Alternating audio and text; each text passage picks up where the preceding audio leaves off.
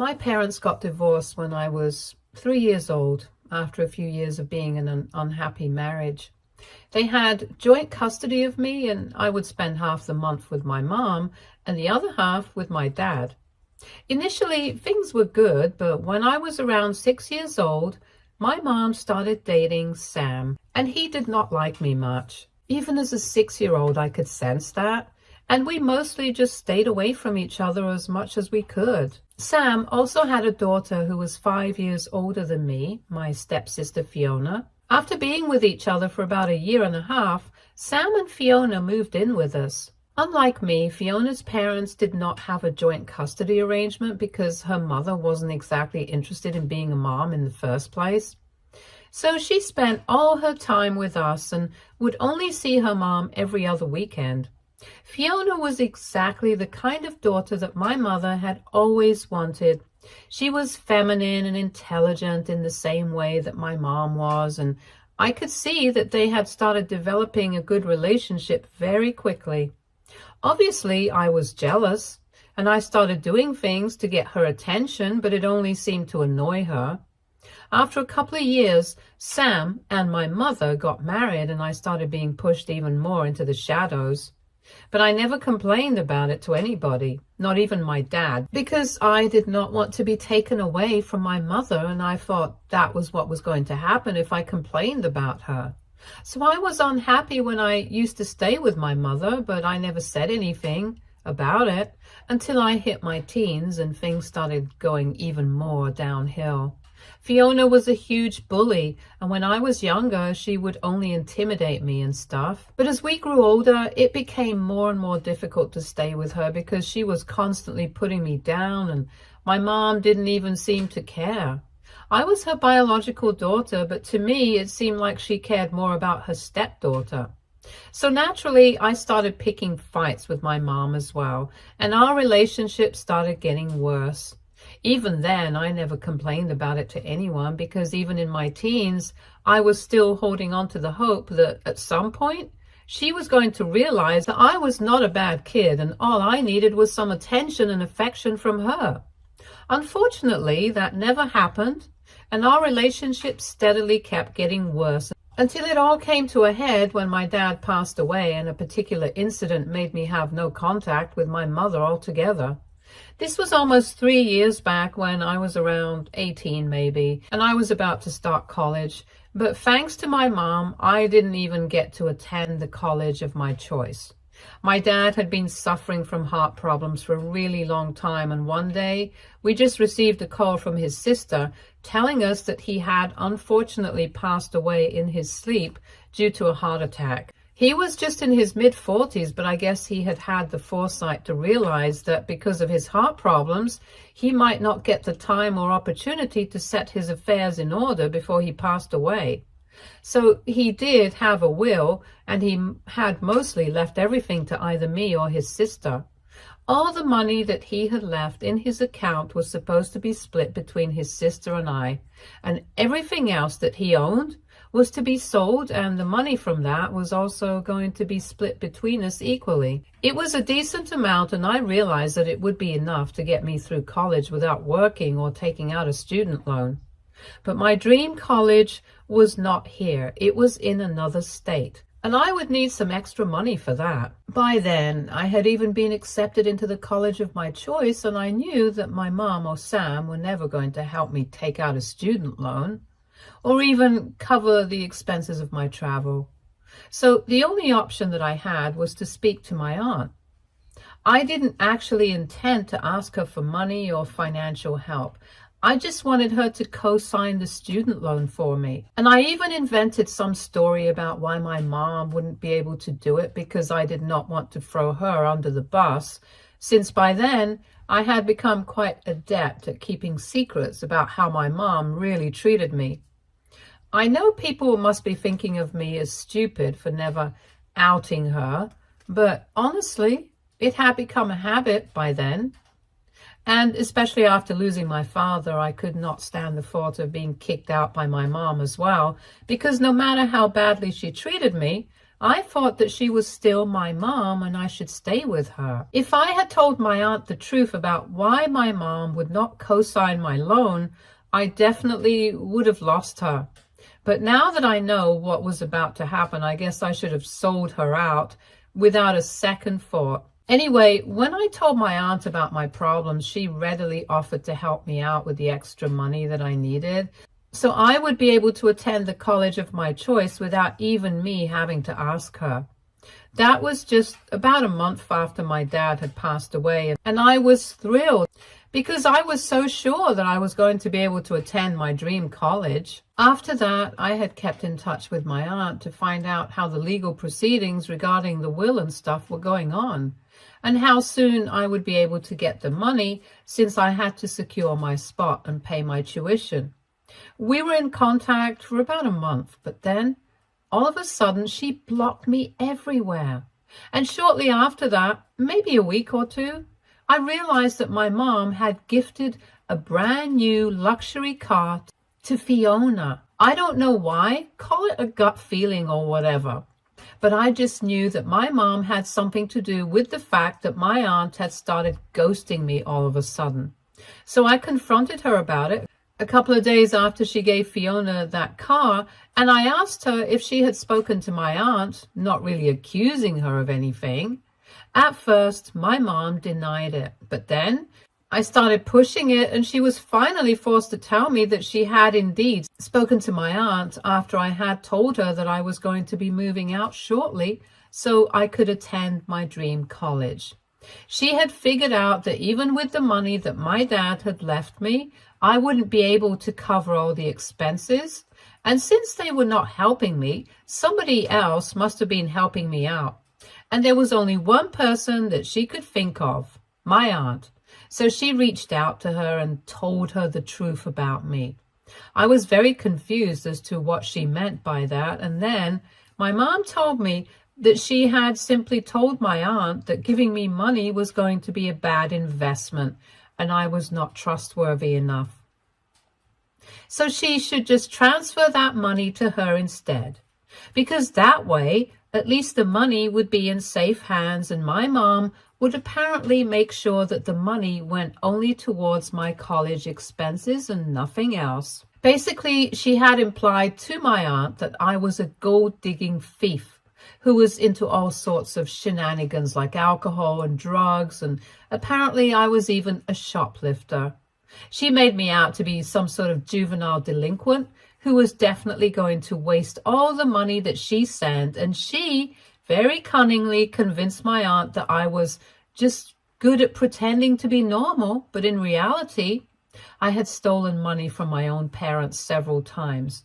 I had the reputation of only going out with rich guys so they could help maintain my lifestyle because my parents refused to fund it. And last but not least, I was an addict who was definitely going to blow all the money on illegal stuff.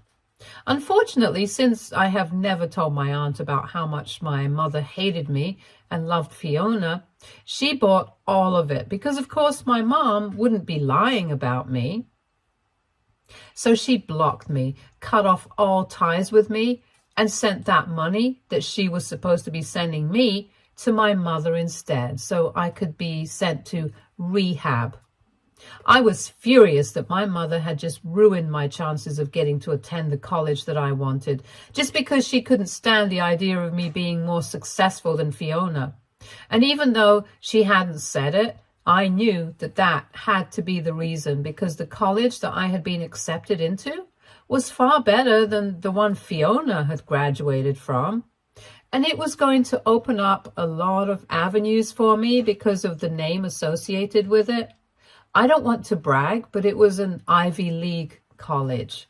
And I knew for a fact that it was the only reason why my mother did not want me attending, because it wouldn't look good in comparison with Fiona. So that's why she had gone out of her way to ruin my chances by refusing to let my aunt help me out financially. And on top of that, she actually used that money to buy her stepdaughter a luxury car. And on the day that she had confessed all of this to me, she had said it all so casually, as if this was no big deal at all, and that was the final nail in the coffin for me. I finally lost it at her and let all my anger and frustration out of my system. I think I must have screamed at her for hours, but she still didn't apologize and did not even pretend that she was sorry about any of this. In fact, I still remember after one point, she actually had the audacity to tell me that she was glad that she had taken over that money and used it to buy a car for Fiona, because at least that way it would be put to some good use, since an imbecile like me did not deserve it anyway. I don't even know what she meant by that, because as far as I was concerned, I was a straight A student and had always been on the top of my class, and still managed to be good at sports and other co-curricular stuff. Fiona, on the other hand, had always been mediocre at everything, and I'm not saying that it's a bad thing, but if anybody deserved to go to an Ivy League college, it would have been me. I didn't agree with her back then. I was not an imbecile, and I still don't agree with her. But I guess now she might have changed her opinion, because I'm doing far better. I'm 21 now, I'm still in college, but I've been working and earning alongside majoring in economics. It's been difficult, but it's worth it, knowing that I'm going to have accomplished everything on my own with a little help from my friends and their parents. After I had a fight with my mom, I left home once and for all. For those few who were wondering, yes, I did try to get in touch with my aunt several times afterward. But I guess my mother had really sold her on the idea that I was an addict. I was not a good kid, and having given me the money would have been a terrible idea. So she never responded to me, and after a couple of weeks, I stopped trying as well. My dad's parents were no longer around, and they had passed away when I was in middle school, and my mom's parents lived out of state, and even if I did manage to get in touch with them, they would probably believe my mom over me. I didn't have any other relatives that I was close to, so I ended up sleeping on my friends' couches for weeks. I felt bad about it, but I had to tell them about my problems and ask their parents to help me out here, because I was desperate to get a college education, even if it was not the Ivy League college that I deserved. It was tricky because they had their own kids as well, and some of them even had more than one to worry about, and on top of that, they couldn't exactly drive me away either, because that would seem very heartless. And my dad's will was still in probate, which meant that I wouldn't get the money for a good few months more, and I couldn't afford to wait that long. Somehow I was able to convince all the parents that I was going to return the money to them as soon as I had received my inheritance, and thankfully, they helped me out financially. And even though I couldn't attend the college of my choice, I still ended up in a pretty decent place. I've started returning the money as well to everyone who helped me out, and I'm incredibly grateful to all of them, because I don't think I would have been able to do it without them. I'm making the most of the opportunity that I've been given by keeping my grades up, working hard at my part-time job, and doing everything in my power to make sure that I have a smooth life after I graduate. It has been 3 years since I left home, and I had no contact with my mom, and I've never looked back. I prefer it this way because even though it's kind of lonely without any family to look after me, I know that at least my mom is not going to have anything to do with my success in the future, and I'm determined to be successful. It's kind of corny, but I believed that at some point I would get the opportunity to show her that I don't need her, and neither do I want her in my life. But surprisingly, that opportunity presented itself a lot sooner than I expected. Because just a couple of days ago, she showed up at the doorstep of my apartment and told me that I needed to help her out because we're family. I shared my apartment with a couple of friends from college, and one of my roommates opened the door without knowing who it was outside. If she had known, she probably wouldn't have opened it. But anyway, she called me to her door and I had to go meet my mom. And it was shocking how much she had aged in just 3 years. She looked like a different version of herself altogether, and it took me a couple of seconds to even recognize her. But when I did, I instantly told her that I did not want to talk to her, and whatever she was here for, she could forget about it and leave. But then she started pleasing me and stuff, begging me to at least hear her out, and I felt weird just shutting the door in her face. So I decided to hear her out first before rejecting her. For some reason, I genuinely thought that she would have a good explanation, but I was disappointed by her yet again. She went on to tell me that in the past couple of years, she and her husband had invested in Fiona's business. And she and Sam had talked her into slowly putting all her money into Fiona's business, which eventually ended up not doing well. So now, because of that, she did not have a single penny to her name. And she was here to ask me for help because Sam has apparently been cheating on her for the past couple of months with Fiona covering up for him. And now that she has found out, she doesn't even have the money to hire a lawyer to fight for her during the divorce. So she was here to ask me for help after having gone through a lot of trouble to even find me. And she expected me to support her financially during the divorce because, after all, I'm still her flesh and blood, no matter what has happened in the past. And the fact that she actually thought that this was going to work with me was so hilarious that I didn't even bother to say anything. I just chuckled and shut the door. Because saying anything to her was not going to be worth it, and I had already learned my lesson. She was not here because she was sorry. She was just here because she needed my help. Then, after shutting the door, I could hear her yelling from the outside, but I did not open it. And I also explained to my friends that if she shows up another time, then they should just call the cops. A couple of minutes later, after my mom left, my friends came to me and asked me who that was, and I had to explain the entire situation to them right from the beginning. A lot of them looked skeptical, but one of them, my closest friend in college, let's call her Rebecca, decided to tell me that she could understand that I had been treated badly by my mother in the past, but right now it was evident that my mom really needed my help, and maybe I won't get a chance to fix things with her in the future. So I should at least speak to her or arrange something for her, if not help her directly. I was shocked that she had this opinion because even though I hadn't exactly told her the entire story, she knew that I did not share a good relationship with my mother and hadn't spoken to her in 3 years after she had kicked me out. So it's not like she was completely clueless. And I ended up having a huge fight with her because of what she said. I thought that she was being insensitive, and I told her that I didn't even ask for her opinion. So she had no right to offer it and then try to make me feel guilty. But she refused to back down and told me that she said whatever she had been feeling, and she was not going to apologize for speaking her mind. In her opinion, I was being really unreasonable and heartless by refusing to support somebody who is clearly helpless. I think it's pretty much one of the biggest fights that I've ever had with a friend, and we haven't been speaking to each other for the past couple of days. My other 2 roommates are also acting very weird about this whole situation, and I feel very distant from everyone, which feels terrible because even though I am still in contact with my friends from school, they are all in different colleges all over the country, so I don't really get to see them often. My roommates are the only friends that I have here, and I feel really lonely without them. But after that fight that I had with Rebecca, I don't even feel good about what I did with my mom, and I've started to think that maybe I acted too rashly, and maybe she does have a point.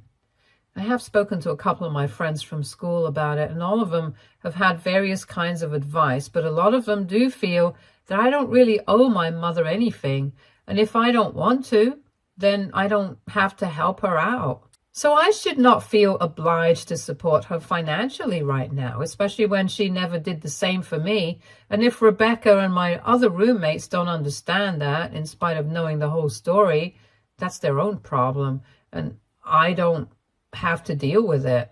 But I'm still very confused on a personal level, so What do you guys think? AITA now for refusing to support my mother financially after 3 years of no contact? Update 1. Hi. Thank you so much for all the comments. I have decided to start looking for a new apartment because the environment here has become very hostile towards me. Even though apart from Rebecca, none of my other roommates have said anything directly to me, I can sense that they are on her side right now and they think that I'm being a terrible and heartless person by refusing to support my mother. Honestly, I don't expect them to understand either. All of them have come from very happy and comfortable families. They don't know what I have gone through, and they're extremely lucky that they don't. Even when we are on campus, they are trying to avoid me. And I even confronted them about it a couple of days ago, but they denied it. And I think that it's really funny that they think I'm so stupid that I won't even have picked up on the fact that they're avoiding me. At least Rebecca has the courage to be upfront about it. And she has been very open about the fact that she doesn't like what I'm doing. Lucky for me, she doesn't have to like what I'm doing. Anyway, I do have some money set aside, and I've spoken to a couple of other girls in my department who are also sharing an apartment nearby, and they are looking for a new roommate since one of their friends just graduated. I'm not particularly close to these girls, but I need a place to stay because I can't be around these girls anymore. I thought they were my friends, but if they don't understand what I have been through, we are clearly not on the same wavelength, and I don't want to be around these people if they can't even respect and understand my past and decisions that I have made. My friends from school also think that I'm doing the right thing, and even if I'm not, I don't really care. It feels right to me, so I'm going to do what I want. It's been close to a week since I posted, and several days have passed since my mom showed up at my apartment. After that, she didn't show up, and neither has she tried to contact me again, so I don't know what she's up to. But honestly, I hope that she finds somebody to help her out, because otherwise, I know for a fact that she's just going to try and latch on to me instead. And I'm not going to entertain that. She's not my mom anymore, and I simply don't want to have anything to do with her. Update 2. Hi, so it has been 3 weeks since I last posted an update here, and I'm now settled in my new apartment with a whole new set of roommates. We're still getting to know each other. The apartment is a bit more cramped than my previous one, but at least they seem to be more welcoming towards me here. When I left my previous apartment, Rebecca and my other 2 friends did not even say anything. I just informed them one day that I would be moving out the next day, and they didn't even have anything to say to me. They didn't even say goodbye when I finally left. But it's fine. I guess you can't just resolve some fights and pretend that nothing had happened, and this happened to be one of them. I'm okay. All friendships do have to come to an end at some point, and I'm a bit upset that this one came to an end like this, but well, I can't help it. Anyway, I finally found out how my mom came to know where I was staying. One of my friends told me that she had been pestering all the parents of my friend circle, and one of the moms had finally broken because she had constantly been playing the mom card, telling people that she deserved to know where her daughter was. So that particular mother got my friend to tell her where I was staying, and she didn't even suspect anything, and that's how that information was passed on to my mom. Even if I wanted to, I could not be mad at her because she was one of those people who had contributed when I was struggling financially right before I started college.